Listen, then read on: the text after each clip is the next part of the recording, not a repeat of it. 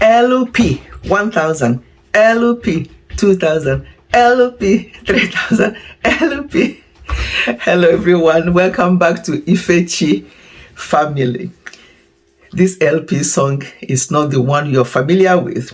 LP here today stands for Lily Pope. This video is inspired by the recent video uploaded by Lily Pope and her husband. Few things were said in that video. When I watched that video, I just commented, I would have loved to write a lot here in the comment section, but it would be better for me to record a video to share my thoughts about that particular video. And in my comment as well, I said that I love Lily for her transparent nature. However, transparency has a limit. There's a limit to what we can share, especially when it involves husband and wife. I know a lot of people frown at some of the things said, and rightly so, because some of them, to be quite honest, should not be shared on social media. I was not so alarmed because here I live in the UK. A lot of people share a lot of things. They even share things that you think, why will you be talking about things like that? That's how they are. So I wasn't so alarmed, but the Igbo lady in me kicked in quickly and thought, this should not be discussed. And especially as a married woman myself, an Igbo woman, there are things that we don't do. There are things that we don't say. So that's actually why I came out here to record this video, to put my 2 cents into that video. And also the fact that I've been married for so many years. In fact, when Lily mentioned her age, I'm like, oh, she wasn't even born when I was married. And actually, she's slightly younger than my first son. So I said to myself, I think I'm in a good position to share my views here. I am not saying that some of the things I'll say here today that people will agree, but based on my experience, I need to share some things that I observed from that video. The first thing is body language. The body language of Lily Pope's husband in particular spoke volumes to me. I watched them last year when they did similar video, and it was totally different to this one. There's something not quite right. You can clearly see that Lily's husband was not happy. Either he was not prepared for that video or whatever it was, but he was not a happy man and he could not pretend. Again, that's part of the transparency. People want to be themselves, and rightly so. But because that video was recorded, it wasn't a live stream, there are certain things there that would have been trimmed out of that video to make it worth watching, really, so that people will watch and then benefit something from that video and say, this will actually help me in my own marriage. But most of the people who watched the video had various thoughts about it, obviously. But one of the things I have to say today is that no matter how we see that video, I'm sure there are some people who have benefited from that video, because some people have worse situations than that, but they do not share because they are worried about what people will say. Having said that, some aspect of that video should have remained in the bedroom and discussed there. They would have been trimmed out of that video and discussed in the bedroom, because they appear to be quite significant issues that needed not to be heard by other people on social media. That's how I see it. That said, we are all different. We cannot expect everyone to behave the same way as we do. So we have to understand that. I'll just say the ones I remember and then give general advice, because some of these things, as I said, happens in some marriages, or even worse than this. One of the first things I picked up in that video was the husband said that he felt or he has been feeling neglected after his wife gave birth to their twin sons. Again, it's his word. That's how he felt. So really, the best thing would have been to acknowledge that and see how you can help, and try and explain, as you did, to explain to him that, the children, and they were twins as well. So it can be hard work to have one, but to have twins, it can be difficult. I'm not talking from experience. At a point, I have 4 grown-up sons. At a point, I had 3 of them under 5. And it can be quite challenging to have children that young and close together. But because we work together as husband and wife, we're able to do it. We are in abroad. I've lived in UK more than I've lived in Nigeria. So some of the things that the way I see it may not be the way some people in Africa or in Nigeria will see things, especially our men. They see things differently. They think that having children or raising up children is the woman's work, and once they bring the money, that's the only thing that they are required to do. But that should not be the case. Actually, it should be a joint effort, so that the children, so you will be a present father, and the children would not see you as a visitor. So it's very important to work together with your spouse in raising up the children. And it's not out of place for husbands to feel neglected or when there's a new child, because unconsciously the mother concentrates more on the child and don't even realize that they're neglecting their husband. So it's always good to call the attention of your wife when that is happening, and see a way you can support each other to make sure that you both have time for each other. Another thing I want to bring out from that discussion that day was the fact that Lily's husband said that you have to carry me until we grow old. We have to carry each other, until we grow old. It's mutual effort. I want us to listen to this quote.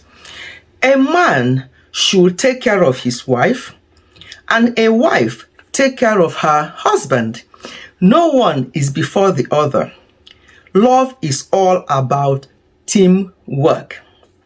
So I'll leave it there. The other thing I want to mention quickly is what your husband said about Kamsi. The choice of word was not very good. I know that he does not mean it, but it's just how it came out. That choice of word shouldn't really have been said, because Kamsi is growing. One day she's going to see that video and that statement, even though I know that her husband does not mean that at all, because he loves Kamsi so much, but it's just the choice of word was not very appropriate. And another thing I want to talk about is friendship. You mentioned that your husband started keeping too many friends since he came back from abroad.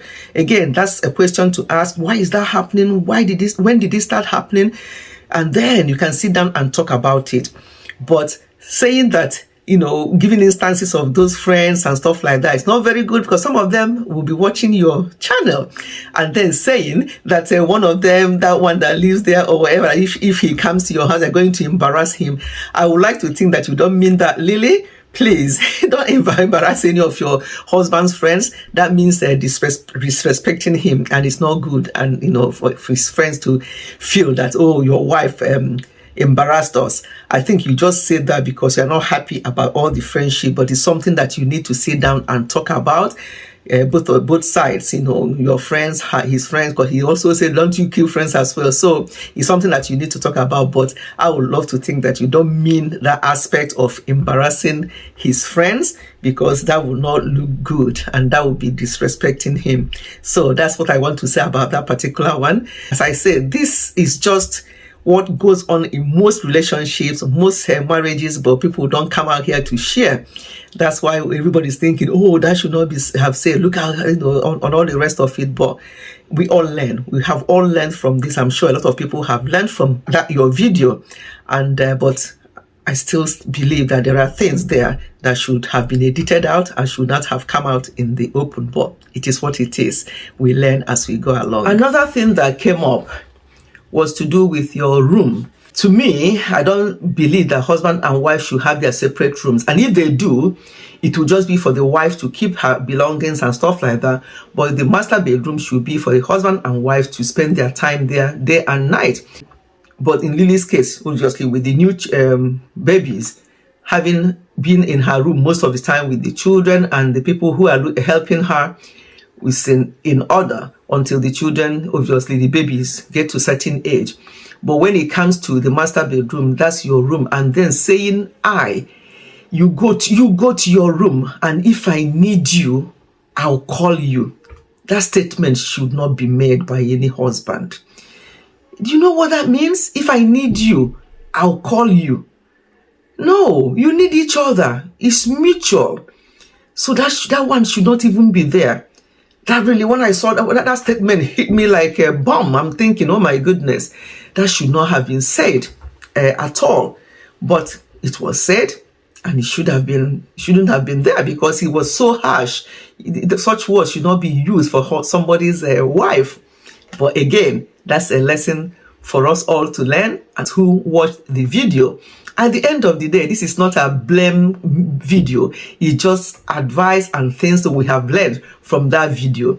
There are some men, some women, some marriages that are worse than that. They haven't come out to share. That's why we think that, oh, everything is going okay. So this is not a blame culture by any chance. It's just for me bringing out some of the things I've noticed from that video. Saying that your husband was not complaining before, now he's complaining. That means that something is not quite right, because your husband that I know before, I watch your videos a lot. It's not the same person. A lot of things he's changed in his, it's not more his smiling self and stuff like that. A lot of things have changed. So it's important, because the body language, I could see the body language is no longer what it used to be. In my job, I speak to people a lot, so I use my auditory observation a lot. But on this occasion, I use my visual observation to see what was going on, and no, it doesn't look so good. So both of you needs to work out things. The next thing I want to point out is looking after the children, or concentrating more on the children. We have to balance things up. I know as mothers, it's never easy. To start with, marriage is for husband and wife. Children are added benefit.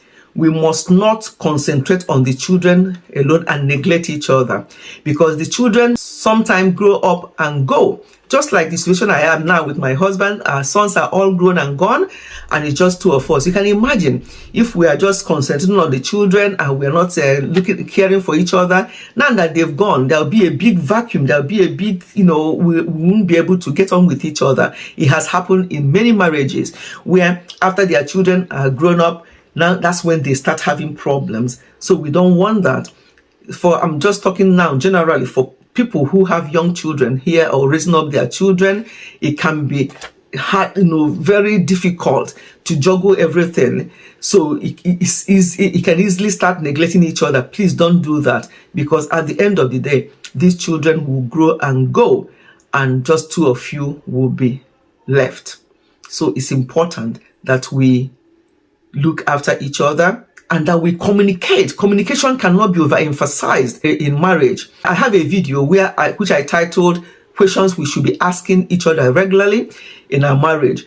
We should not leave it for 1 year before we ask. That question should be asked regularly, so that, and then be prepared for the answer and act positively. Not when the question is asked and the answer is given, you become angry, then that's no longer what it's all about. Those questions should be asked and answered in a very genuine way and discussed. I'm going to leave a link of that video in my comment section so that you can see what I said and the questions that we need to be asking. We need to make our marriage work. Marriage can be hard work. It can also be enjoyable, depending on how prepared we are, how much we are prepared to put into it. I want to end with these Bible verses. Proverbs 3:3-4. Let love and faithfulness never leave you. Bind them around your neck. Write them on the table of your heart. Then you will win favor and a good name in the sight of God and man. And the other Bible verse is in Romans 12 verse 10. Be devoted to one another in love. Honor one another above yourselves. This is the Bible. So marriage should be mutual respect and love and looking after each other. It's not one person lording it over the other person. We should work together. And together you will grow old and keep enjoying your marriages. Trust me, I have dealt with a lot of people who have had issues in marriages, and most of the time the issues are nothing. It's just something that they would have just dealt with if they had done things differently. So we all learn, we are all work in progress. No matter the number of years of marriage, we all have different issues that we deal with from time to time. The important thing is to make sure that you are open to communication, you are open to discuss, issues with your spouse. And may God continue to bless everyone and every marriage. Thank you so much for listening. I'll see you again in my next one. Goodbye and God bless.